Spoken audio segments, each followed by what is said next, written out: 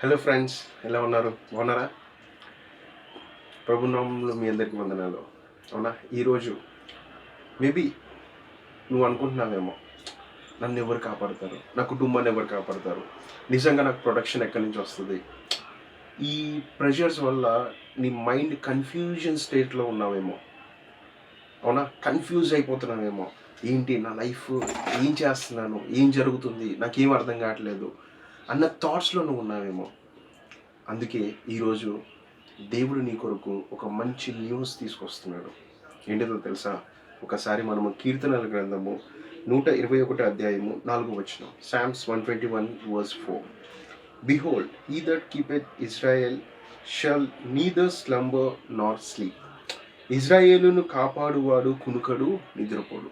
And ఇక్కడ స్పష్టముగా మనకి బైబిల్ వాక్యం సెలవిస్తుంది. ఏంటిదో తెలుసా? ఇజ్రాయేల్ని కాపాడే దేవుడు అంట ఎప్పటికీ కునుకడు, నిద్రపోడంట.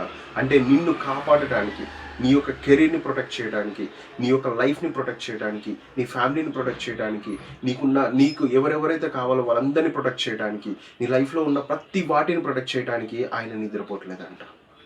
సో అంటే స్పష్టముగా నువ్వు దిగులు పడకు, భయపడకు. స్పష్టంగా ఆయన నిద్రపోకుండా నీ గురించి ఆలోచించి నిన్ను ప్రొటెక్ట్ చేసి నిన్ను ఒక new standard life, new life, అవునా, గొప్ప గొప్ప కార్యాలు, గొప్ప గొప్ప మిరాకిల్స్ నీ జీవితంలో చేయాలని ఆయన ఇష్టపడుతున్నాడు. సో దిగులు పడకు, భయపడకు, ఆల్వేస్, అవునా, ఆయన యందు నమ్మకం ఉంచు. ఆయన నీ పట్ల అద్భుతాలు చేయబోతున్నాడు. ఆమేన్.